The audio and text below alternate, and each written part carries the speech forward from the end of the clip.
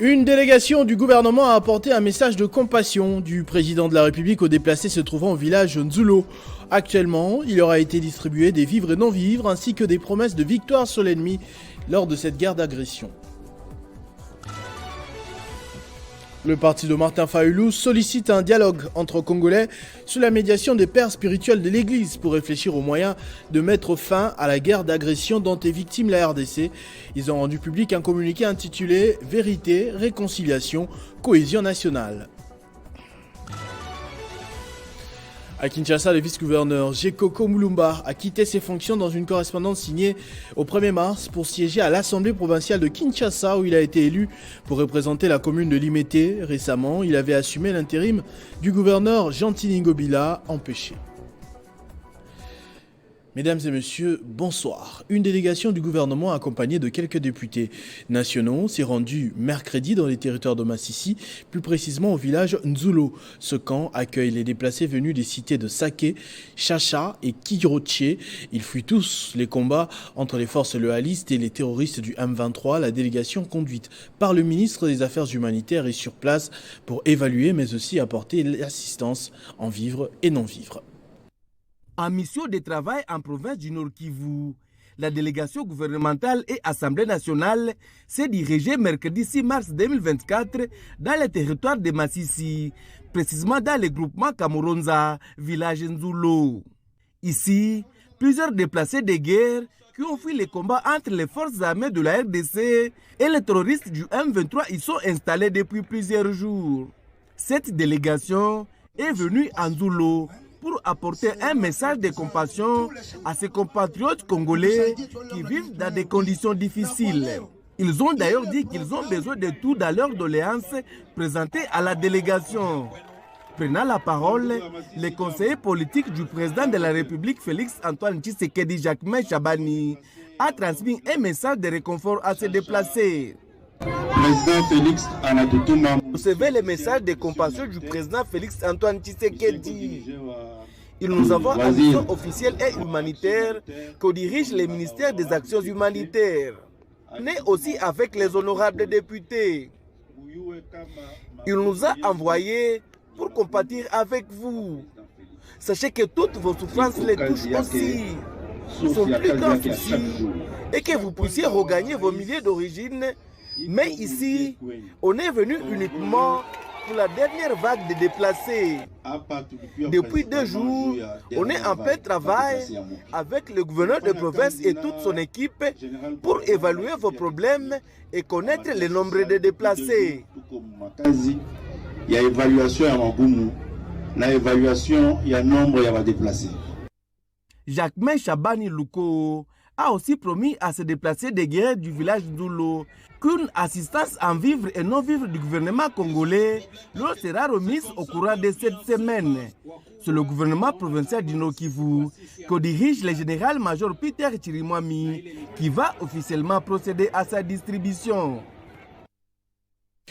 En abordant toujours cette question de l'agression rwandaise, le parti politique Engagement pour la citoyenneté et le développement de Martin Fayulu sollicite l'implication de pères spirituels du pays pour faciliter des discussions entre filles et fils du Congo, vérité, réconciliation, cohésion nationale, pour en finir avec la guerre. Ceci ressort d'un communiqué du parti rendu ici par Benjamin Moudiata.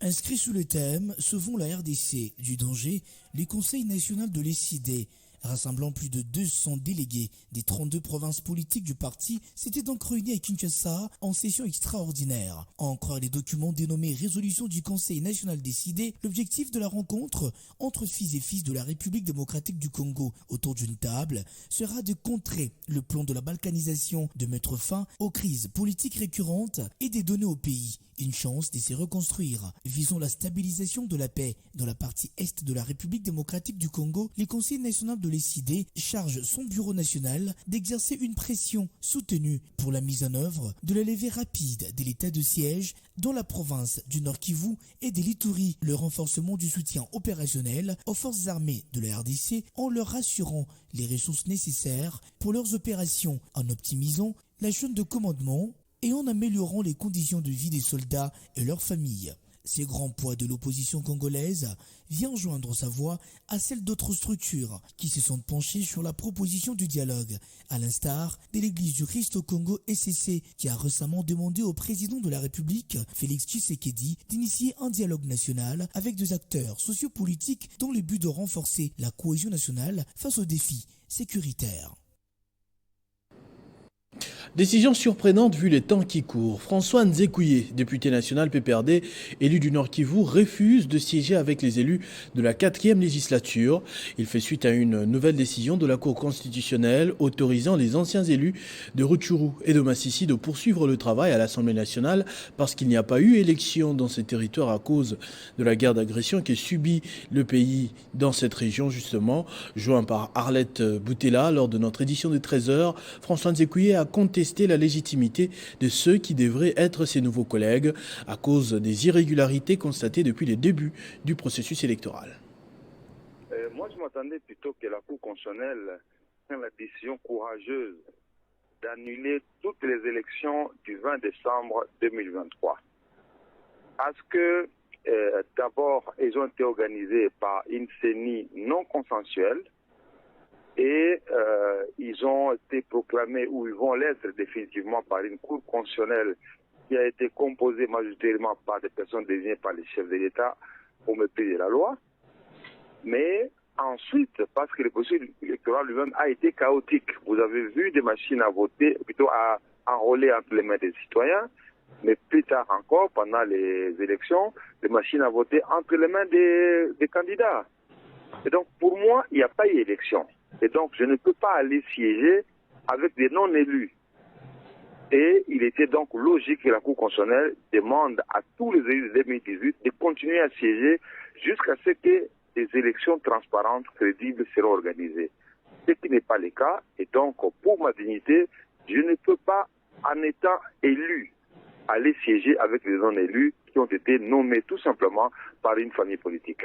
Mais moi, en tant que leader du FCC, qui est dénoncé à plusieurs reprises le processus électoral, je ne peux pas me dédire en allant siéger dans une assemblée des non-élus.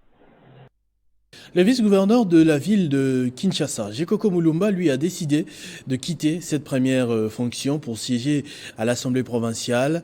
Élu de Limete, il a brièvement assumé l'intérim à la tête de la capitale et s'est illustré avec des travaux d'embellissement dans quelques sites que l'on ne saura oublier de sitôt.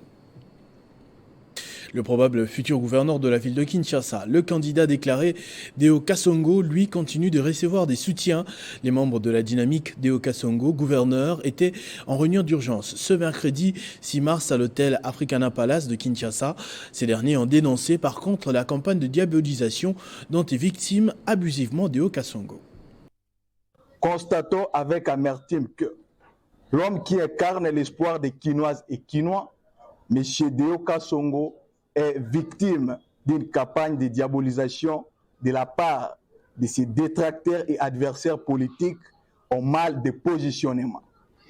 La DDKG tient à rappeler que Deo Kasongo était combattant de l'IDPS de première heure, car son fait père, Dieudonné Kasongo, fut également un membre influent de l'IDPS qui s'est longuement battu aux côtés du Sphinx de Limete, Étienne Tshisekedi Mulumba, des rêves mémoire depuis les années 1990. Il est constaté à ce jour que la candidature de M. Deo Kasongo fait peur à ses adversaires, car l'homme est porteur d'un projet de société ambitieux qui cadre avec la vision du chef de l'État pour sortir la ville de Kinshasa du gouffre dans lequel elle se retrouve. La DDKG confirme que M. Deo Kasongo est prêt à changer l'image de la ville de Kinshasa en gouvernant autrement. Il est prêt de résoudre les problèmes qui rongent constamment la ville de Kinshasa. Et il est également prêt à refaire la capitale congolaise Kin la Belle qu'on a connue à l'époque glorieuse. Pour la DDKG, ni la médisance, ni les mensonges, encore moins les menaces ne pourront décourager l'homme qui incarne l'espoir des Kinoises et Kinois dans cette course, car quiconque se mettra sur son chemin. Élection de gouverneur encore à l'Équateur. La base fédérale de l'UDPS met en garde contre les manœuvres visant le retrait de la candidature de Bobo Boloko comme gouverneur. Dans une déclaration, ils ont réitéré leur soutien au candidat de l'Union sacrée. Les membres de l'UDPS Tshisekedi Mbandaka 1 ont souligné qu'il compte, lui et ses alliés, plus de 10 députés provinciaux et mérite d'occuper ce poste de gouverneur. Nous réfutons avec la dernière énergie l'imposition à vouloir forcer le retrait de la candidature de l'UDPS représentée par son Excellence, Monsieur le Gouverneur de province Boloko Bolumbu Bobo, candidat à sa propre succession en faveur des tickets en perte de vitesse. Soutenons à bras le corps la candidature que nous répétons de son Excellence, Monsieur le Gouverneur de province, Boloko Bolumbu Bobo, les candidats de la continuité de l'effectivité du peuple d'abord. La seule alternative de la continuité de survie de l'Union sacrée à l'Équateur est l'espoir de l'emploi local des combattants et de la vision du président de la République, Tshisekedi Tshilombo Félix Antoine. Demandons à la justice que nous sommes en train de prévenir de ne pas céder aux anti-valeurs consistant au retrait illégal qualifié de stratégique ou politique par les ennemis du chef de l'État de la candidature du ticket gagnant. Nous refusons de repartir à zéro, mais voulons consolider les acquis ou les avancées avec le seul interlocuteur valable de Fachi Béton, son Excellence Boloko Bolumbu Bobo. La gouverneure de la province du Olomami, Isabelle Yumba Kalinga, dans sa quête de développement de sa province, est rendue à Nkamba, siège spirituel de l'église kimbanguiste, où elle a su échanger avec le chef de l'église, Simon Kimbangu Kiangani, et elle en a profité pour effectuer des visites dans les sites hautement spirituels. L'hôte de ce mercredi 5 mars à Kamba, Nouvelle-Jérusalem, c'est la gouverneure Isabelle Kalinga Mushimbi du Olomami. Accueillie à l'aéroport Simon Kimbangu par les autorités ecclésiastiques, Isabelle Kalinga est à la quête de voies et moyens pour le décollage de sa chère province. Il était de notre devoir, en tant que fille du Olomami, nous devrions arriver le rencontrer. Pourquoi pas le Olomami être aussi en Kamba? Parce que vous savez, nous croyons à ce qui est aussi spirituel. Papa Simon Kimbangu était au Grand Katanga. Nous pensons aussi qu'arriver ici, nous amenons le développement chez nous. Après un tête-à-tête avec Papa Simon Kimbangu Kiangani, la gouverneure a visité les mausolées de Papa Simon Kimbangu et plusieurs autres sites hautement spirituels. La province du Olomami, c'est une province qui a presque tout ce qu'il faut, mais qui tarde à décoller. Alors dans le quatre coins, nous cherchons les voies et moyens qui peuvent nous permettre. Alors c'est le message que j'amène. D'abord, c'est un message de soutien. Nous savons que papa est resté avec nous dans son cœur et qu'il va prier pour cette province, que cette province puisse aussi décoller comme les autres provinces du Grand Katanga. Les choses de Dieu, il faut aller vers Dieu. Nous avons aussi pensé qu'arriver en Kamba, ce serait une solution pour cette province. Notez que c'est la première gouverneure du Grand Katanga qui vient laver l'image de l'ancienne province du cuivre où fut arrêté Papa Simon Kimbangu. Geste qui ouvre et qui libère l'ancienne image du Grand Katanga en général et les Olomami en particulier. Et au Katanga, toutes les associations socioculturelles, Sampia, Abelou, Bulubaï Bukata, Luanzo Mikuba, Grand Kassai, Tuibunge et Divar de Sakania disent non à la candidature de Jacques Kaboula, candidat à sa propre succession à la tête de la province. Il s'agit pourtant d'un choix de l'UDPS entériné par son secrétaire général à Kinshasa la semaine dernière. Nous, peuple autochtone du territoire de Sakania, réunis autour des associations socioculturelles Sempia et Abelou en sigle avec d'autres associations socioculturelles œuvrant dans les territoires de Sakania, nous présentons le présent mémorandum pour vous rappeler en tant que garant du bon fonctionnement des institutions et d'une bonne cohésion. Selon les principes de rotation des territoires au poste de gouverneur. Et cela dans toutes les 26 provinces de la République démocratique du Congo doit être respecté. C'est ainsi que nous disons non à la candidature de M. Kiabula Kato Jacques au poste du gouverneur de la province du Haut-Katanga. Car c'est depuis 2015 que les territoires de Kambo a la direction de notre chère province du Haut-Katanga.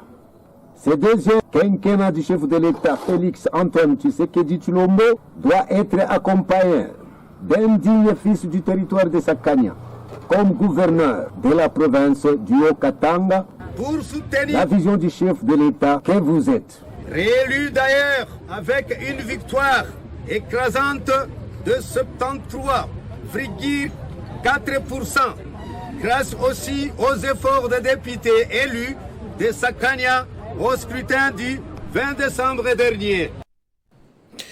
Le ministre des Hydrocarbures, Didier Boudimbu, accompagné de la vice-ministre Wivine Moleka, avec à leur côté le général Blaise Kilimbalimba, se sont rendus ce mercredi dans un des dépôts de stock des produits pétroliers dont les tenanciers exercent leur activité au mépris de la loi à Limité, première rue Forgeron. Cela entre dans le cadre de la poursuite des efforts d'assainissement du secteur aval pétrolier, s'agissant en particulier de la lutte contre les activités de fraude et de contrebande de produits pétroliers, que le ministre des Hydrocarbures, Didier Boudimbu, accompagné de la vice-ministre Wivine Moleka et aussi du colonel Kilimbalimba, s'est rendu ce mercredi dans plusieurs dépôts de stock de produits pétroliers dans la commune de Limité. Après plusieurs moratoires adressés à la propriétaire de vider le lieu résidentiel, les responsables des hydrocarbures et de la police ont procédé à la fermeture définitive de ces dépôts. Plusieurs discussions avec le vendeur de ces produits inflammables a poussé les ministres à décider de délocaliser ces dépôts vers la concession de la FIKIN. Mais ça n'a pas été respecté. La première fois que ça avait été fermé, ça a été ouvert par décision du parquet. Mais là, ça continue. On a saisi le parquet qui nous a remis dans nos droits pour que nous puissions exercer notre travail. Et c'est ce qui est en train d'être fait. Nous leur avons accordé pour la première fois, je pense, pratiquement une semaine. Il n'y a rien qui a été fait. On a dû encore accorder 48 heures. Il n'y a toujours rien qui a été fait. Donc nous sommes obligés de passer à l'action pour pouvoir délocaliser tous ces flux. Et ce que nous sommes en train de mettre en place, ce sera quelque chose de sécurisé, alors qu'il était prévu qu'il y ait même des sanctions, ou même tout ce produit devait être saisi. Rappelons que cette mesure est applicable à tous les vendeurs qui écoulent des produits pétroliers en violation flagrante des normes établies. Il importe de rappeler que ces instructions du ministre des Hydrocarbures, des mesures de suspension des activités de dépôt de stockage du carburant, notamment ceux situés à proximité des habitations, ceux ne respectant aucune norme technique, environnementale, ont été prises pour des raisons évidentes, prévenir les potentiels risques d'incendie, comme celui observé au quartier des Bonhommes suite à la mauvaise manipulation de ce produit inflammable. La construction des ponts Ludi et Lufupa dans le groupement Musso-Katanga a atteint la toute dernière phase des travaux. Les ingénieurs de l'entreprise KSP disent être à l'étape de pose des garde-fous et des pavés pour les trottoirs avant l'asphaltage. Sauf imprévu, ils se disent déterminés à finir complètement les travaux dans 3 mois. Ce sera un motif de soulagement pour les habitants de ce coin du Lualaba enclavé depuis 46 ans. Grâce aux actions concrètes de Madame le gouverneur Fifi Masuka Saini, venue ici personnellement. Lancés l'année dernière par la chef de l'exécutif provincial, les travaux de construction des ponts Ludi et Lufupa ont atteint la dernière ligne droite grâce au savoir-faire de l'entreprise KSP.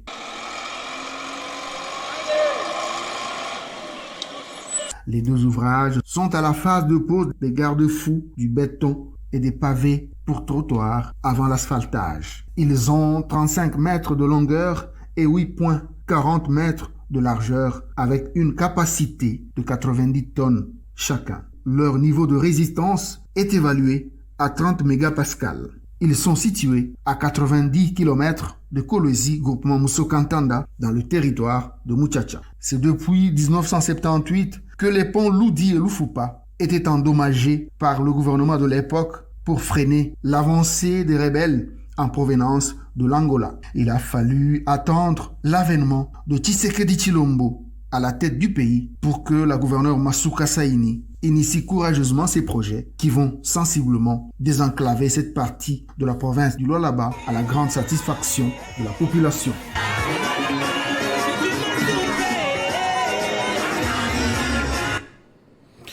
Cette démarche consiste à prévenir tout danger et épargner la population riveraine des risques que représente la proximité des produits pétroliers dans les dépôts de stockage, dans les fûts et bidons.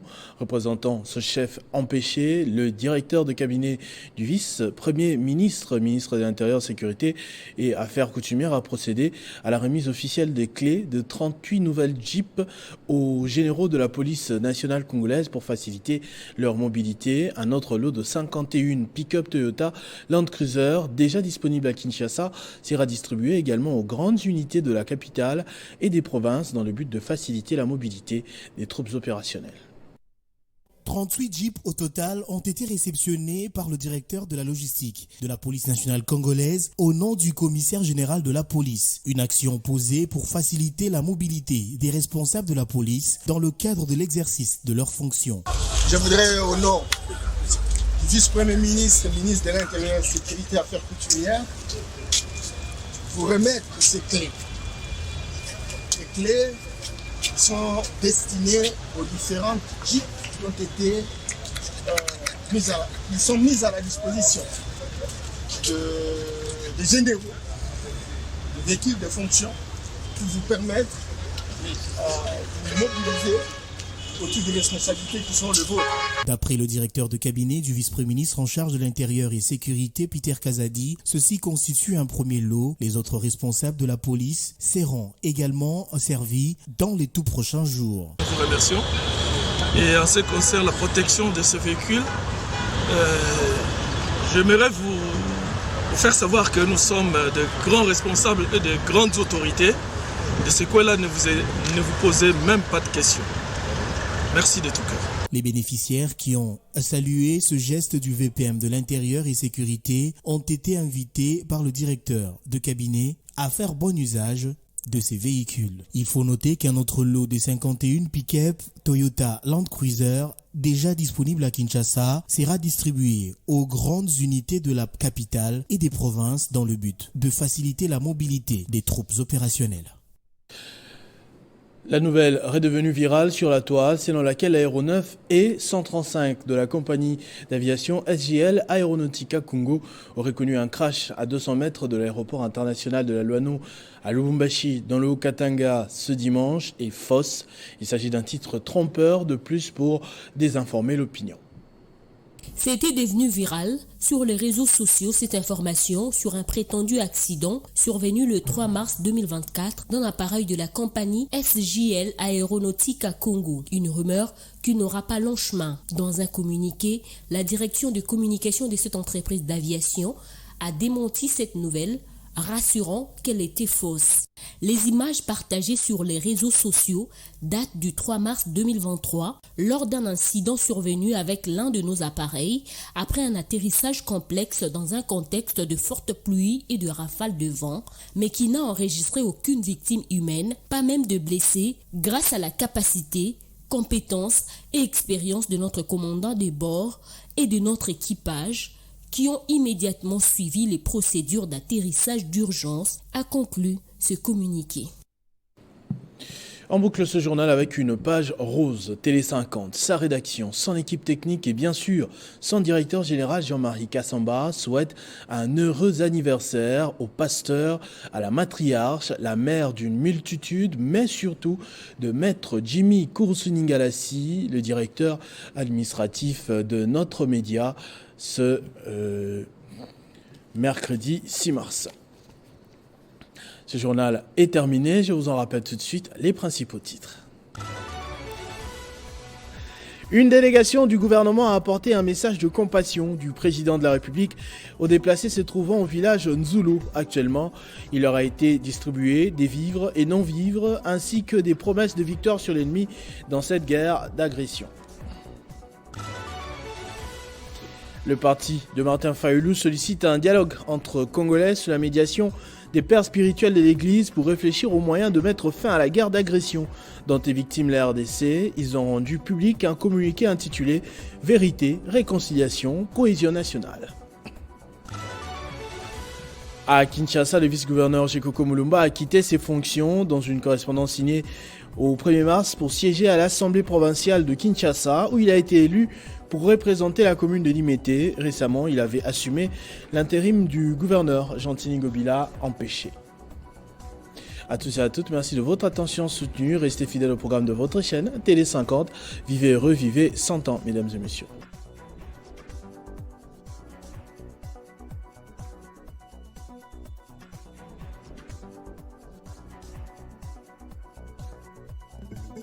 Retrouvez toute l'actualité en continu sur www.tele50.cd.